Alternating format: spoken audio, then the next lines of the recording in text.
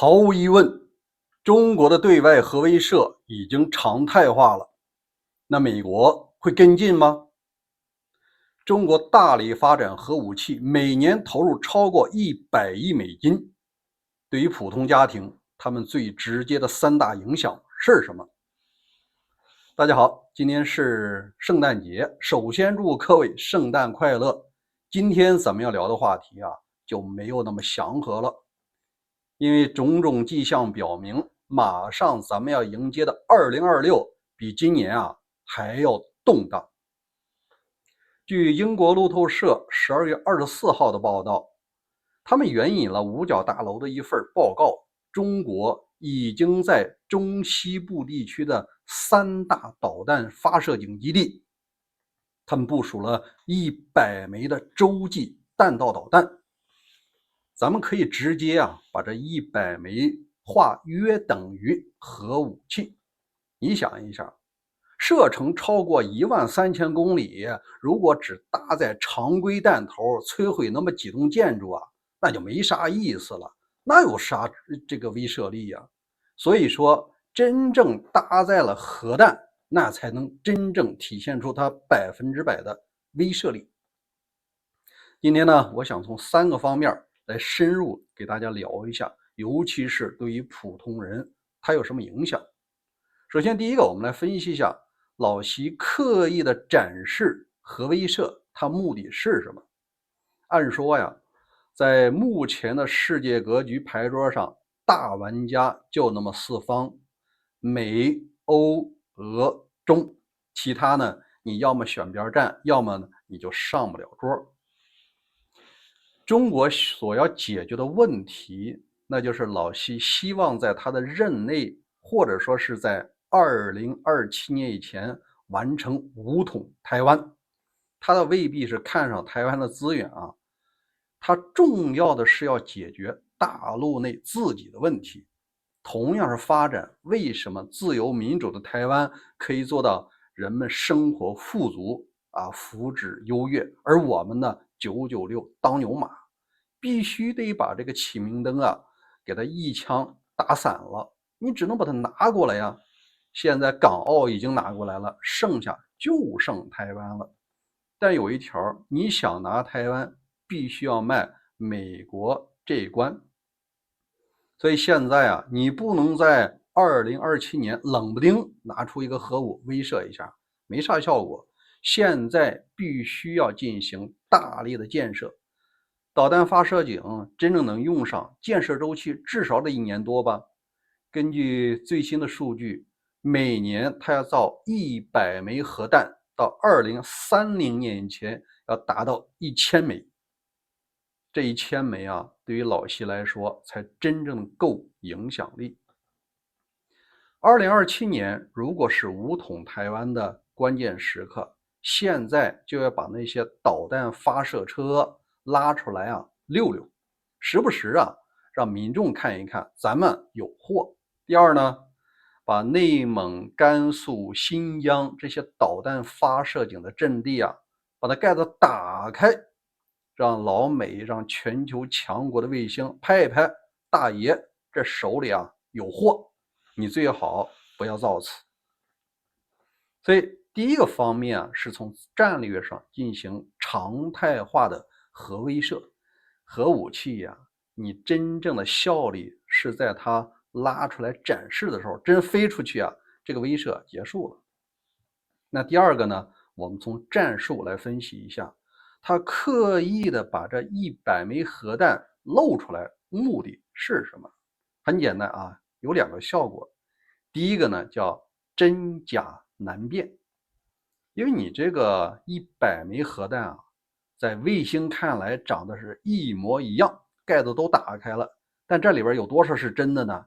你很难说，因为真正要造一枚核弹它的成本是5000万美金一枚，每年的维护都要500万一枚，我说的是美金。他不可能把这里边全部300个井里边都给你放真的，不划算。所以说它就是20%到10%是真的，效果就达到了。那第二个呢，就是分散美国的防御注意力。你只要是在卫星上发现我有一个导弹发射井，它就是你要拦截的目标。当然了，我们必须客观的看，这些井啊是为美国预留防御导弹，所以是一种冗余设计。它大量的核弹是通过发射车或者是这个火车来完成的，那个更加有机动性。井的作用是直接把你300枚拦截弹给你固定住。好，第二呢，我们来分析一下，对于美国来说，要解决这个难题，落实与台湾关系法，护卫台湾，它能做的是什么？目前看啊，无非是2大策略，一个呢是拦截，第二个是反击。拦截这块啊，难度是非常大的，因为这些导弹它有时候出来以后啊，它有自带诱饵弹，而且呢，在入地的阶段，它是能做到分弹头的。对于美国来说，目前有3大网络。第一个拦截啊是第一岛链，你要是中国发射核弹，必须得飞越日韩、菲律宾这第一岛链吧，而这些地区啊都有美军基地。当然了，如果这个环节80%拦下来了，那剩下的10%漏网之鱼呢，已经进入大气层，在中段的时候拦截，那个难度就大了，因为导弹加速接近了10倍左右的音速。美国的措施啊，可以通过卫星的天基反导武器，或者说在中途岛地区的这个武器进行拦截，也有包括游弋在大洋中的潜艇进行拦截，但成功率会进一步下降。第三个，假设有10%的漏网之鱼啊，直接载入大气层，加速已经到了20倍音速，奔着这个美国本土来了。那第3层防御可能就是爱国者啊，什么标准6、标准3这些武器了。由于它导弹的速度非常快，在末端有可能会做不规则的变轨，甚至是分弹头，那拦截难度是极其大的。哪怕有那么1、2枚落地，对于美国总统来说都没法向美国民众交代，你非下台不可。好，这是一个方面啊。当然了，对于美国来说，更重要的理解就是如何才能让中国不敢发射这些武器，那就是它庞大的核反击力量。实际上啊，美国也在一直做这种核武器的展示。一个是它的战略轰炸机 B2 带着核弹啊，可以在太平洋地区飞。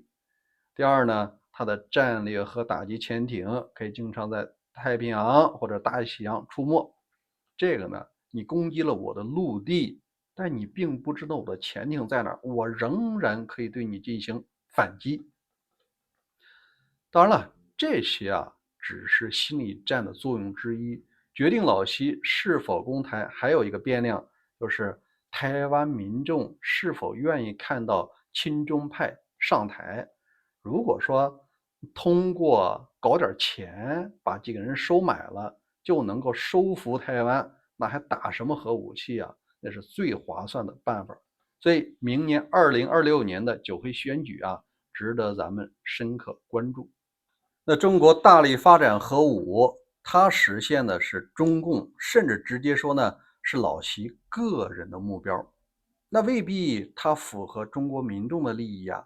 统治者和被统治者啊，有时候利益啊是尖锐对立的，但老百姓不得不接受3大影响。第一个，这本身就是一个财务的黑洞。根据人工智能统计，像中国的东风31、东风41这个级别的，能达到13000公里以上的，每枚的制造成本在5000万美金一枚。它一年不要造100枚吗？这就是50亿美金。另外的50啊，是维护保养的成本。你买个车每年还得花几千去来保养的，这核弹啊非常金贵。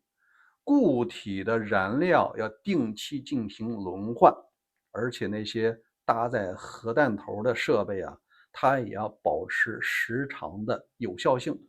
每年那就是500万美金1枚，乘以1000枚啊，又是50亿，合计可就是100亿美金了。第二啊，除了你的花钱之外，那就是战争的风险。老西发现，我手里如果有了1000枚的核弹，正好啊，在现任美国总统老川看来，他就吃这个，他就怕这个，那我能放过这千载难逢的机会吗？我就必须得展示，时不时的把那发射井的盖子打开，你卫星过来的时候啊，猛拍一下。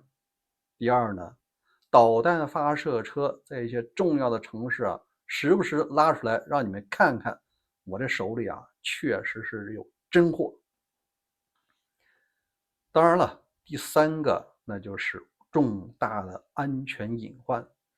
你想在中西部这些地区啊，它一定会产生污染的风险，而这种核污染风险绝不仅仅是中西部地区，它很可能啊是大半个中国来买单。好，关于这件事儿，您有什么观点？欢迎在留言区留言。另外，2026年对于俄乌战场也是一个关键的一年。无论是小泽还是普京，他们手里都各有3张大牌，他们分别是什么？2026年战争会结束吗？还是会持续进入持久战？如果您感兴趣，请关注大卫军情局，咱们每天都有更新，也欢迎您打开小铃铛，明天第一时间咱们再会。